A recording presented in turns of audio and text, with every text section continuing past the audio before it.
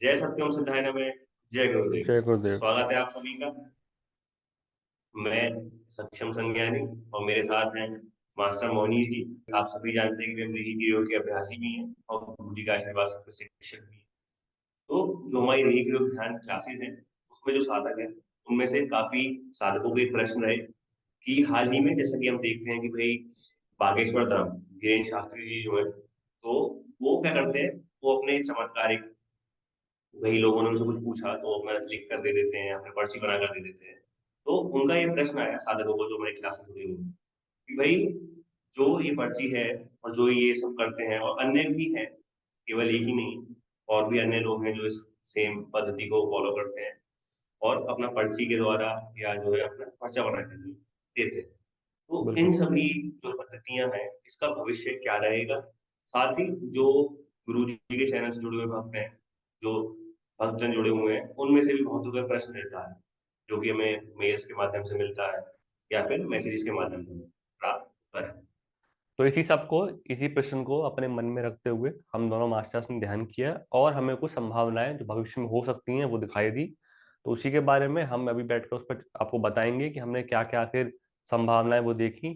साथ ही साथ एक बात आपको बताना चाहेंगे कि हम सनातनी हैं और हमें गर्व है कि हम सनातनी हैं और हम हिंदू धर्म में हैं। और हमें ये भी गर्व है कि हम भारत में पैदा हुए हैं। और इस वीडियो का उद्देश्य ये नहीं है कि हमें किसी भी तरह का विरोध फैलाना है या किसी भी व्यक्ति की व्यक्तिगत आलोचना करनी है। इस वीडियो का केवल ये पर्पस है कि जो हमारे पास प्रश्न आए हैं और जो हमने संभावनाएं देखी हैं वो हम आपको बता सकें। तो आइए हम शुरू करते हैं। सबसे पहले मास्टर संज्ञानी जी, आप बताएं कि आपने जब ध्यान में क्या देखा था और आपको उससे क्या संभावना लगी। तो वही जिस प्रकार हमने इस प्रश्न को अपने ध्यान के समय उतारा कि भाई क्या संभावना हो सकती है, तो ध्यान करने के पश्चात कुछ दृश्य दिखाई दिए।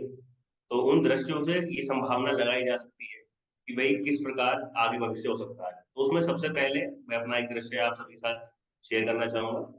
तो उसमें मैं क्या देखता हूँ कि बहुत सारे धर्म गुरु हैं और उनके अपने अपने भक्त हैं। तो जी। उनके भक्त उनसे अनुरोध कर रहे हैं कि गुरु जी या गुरु माता कि भाई आप भी हमारे सामने ऐसा करके दिखाएं जैसे कि हम आजकल प्रचलन में देख रहे हैं। भाई आप भी हमारे बारे में कुछ लिख कर देते हैं बिना पूछे हुए, या जो है आप भी हमारे बारे में जो है पर्चा बना दें और उसमें हमारी चीजें लिखी हो। तो उससे क्या देखने को मिलता है कि भाई जो धर्मगुरु हैं, वो पहला उन्होंने क्या करा, उन्होंने अपनी साधना पर बहुत जोर देना शुरू कर दिया केवल इस मोटिव को लेकर कि मैं भी इस तरह की जो है भविष्यवाणी या इस तरह का जो है पर्चा बनाकर अपने भक्तों को दे सकूं।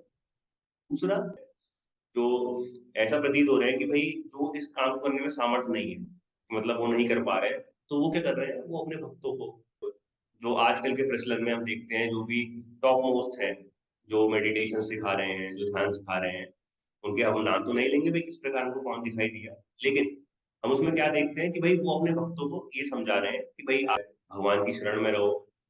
और साथ ही साथ उनके अंतर मन में ऐसा प्रतीत होता है कि भाई वो विरोध पाल के बैठ गए, कि वो जो है विरोधी विरोधी से दिख रहे हैं। और कहीं ना कहीं जो ऐसे प्रचलन चल रहे हैं, जो ऐसी चीजें चल रही हैं, उनके विरोध में वो बोलना शुरू हो रहे हैं। उनका अंतर्मन जो है वो आक्रोश से प्रतीत होता है।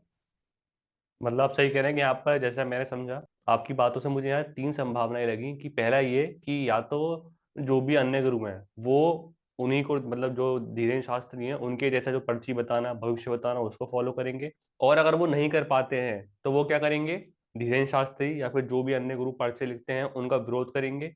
और अगर नहीं कर पाते हैं तो उसमें एक और संभावना है कि वो अपने भक्तों से कहेंगे कि भगवान की शरण में जाओ, भगवान में ध्यान करो और इन सब चीजों से आप दूर रहो। साथ ही मैं आपसे भी पूछना चाहता हूँ कि भाई आपने भी ध्यान दृश्य देखे हैं, अपने दर्शन, आप भी अपने दृश्यों के बारे में बताएं।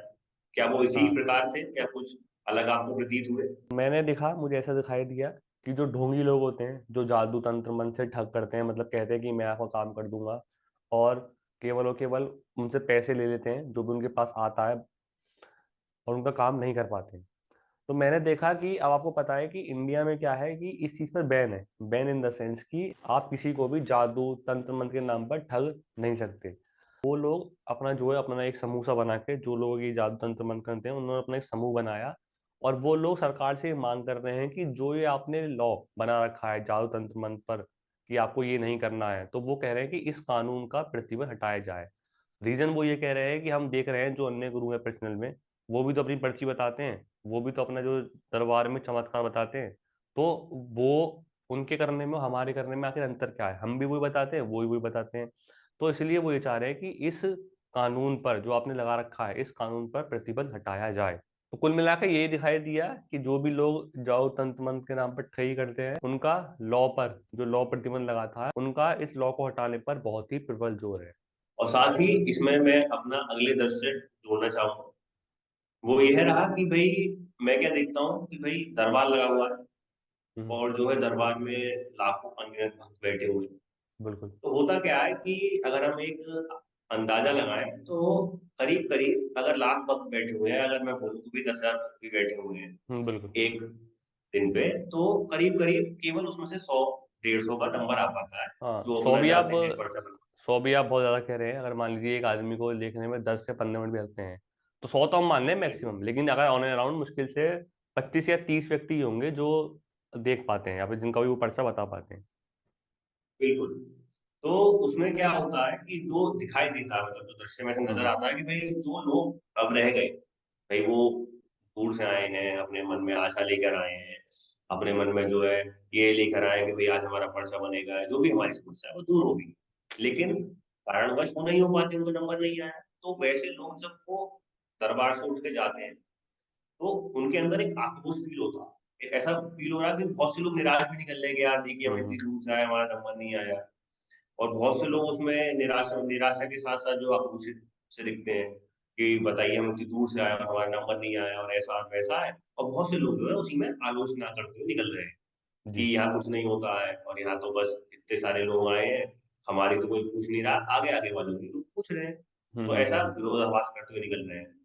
और ऐसा होते होते क्या हो रहा है कि बहुत से लोगों ने क्या कर दिया, अपना वीडियो बनाना शुरू कर दिया इस बात कि भाई देखिए मैं इस दरबार में आया था, इतनी देर इतने दिनों से मैं यहाँ आ रहा हूँ, इतने घंटे मैं जी। यहाँ बैठ रहा हूँ, मेरे बारे में मन नहीं मिल रहा है, मेरा कोई पूछ नहीं रहा है। और धीमे धीमे ऐसा दिखाई दे रहा है कि जो भीड़ बहुत ज्यादा हुआ करती थी, वो धीमे धीमे इन विरोधाभास अंतर, जो भी जनसाधारण है उनके अंदर एक अंतर हम्म। विरोध होता हुआ वो भीड़ जो है धीमे धीमे धीमे खत्म होती चली गई, और दरबार जो है वो खत्म होता था दिखना प्रारंभ हो गई, भीड़ जो है ऑलमोस्ट सी हो रही है। तो ऐसा एक दृश्य भी मुझे नजर आया। और इस संदर्भ में जैसे आपको दिखाई दिया, इससे ही रिलेटेड मुझे भी एक विजन दिखाई दिया कि ऐसा लग रहा है कि जैसे जो लोग आपने बताया कि भाई जो लोग अब मान लीजिए 10,000 में से या फिर मान लो 10,000 में से जो लोग पूछ पाए, उसमें से बहुत सारे मतलब 90% लोग अपना जो पर्ची है, जो अपनी एनर्जी लेकर आते हैं, वो पूछ ही नहीं पाते उसके बारे में। तो ऐसा दिखाई दिया कि जब आपने बताया कि भाई उनकी संख्या बढ़ती जा रही है, तो अब वो लोग निराश हो रहे हैं।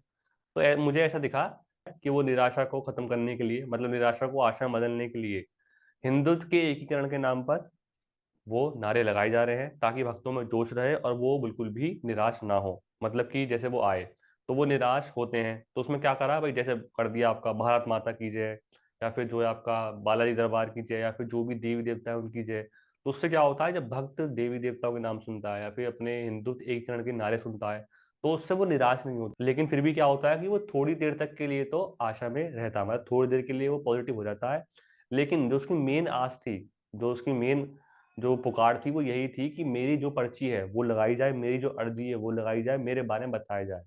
अब जो कि संभव नहीं हो पा रहा है क्योंकि भीड़ बहुत ज्यादा होती है। तो इस केस में क्या हो रहा है कि वो भक्त थोड़ी देर के लिए तो आशा में आ रहा है, मतलब थोड़ी देर के लिए वो पॉजिटिव हो पा रहा है, लेकिन फिर भी वो थोड़ी देर बाद वो कहीं ना कहीं आलोचक वर्ग में बदलता जा रहा है। और देखने में ये आ रहा है कि जब बहुत ज्यादा आलोचक बढ़ते जा रहे हैं, तो संभावना ये है कि आगे जाकर भविष्य में ऐसा हो सकता है कि धीरे धीरे दरबार का जो पतन है वो होता सा दिख रहा है। तो ये सब दृश्य थे जो हमें दिखाई दिए।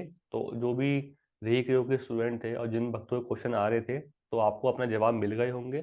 इसी आशा के साथ आप सभी पर गुरु जी का आशीर्वाद बना रहे, आप सभी का भला हो, आपका स्वास्थ्य बहुत अच्छा रहे। मिलते हैं बहुत जल्द किसी अगली वीडियो में। जय सत्यम सिद्धाय नमः। जय गुरुदेव।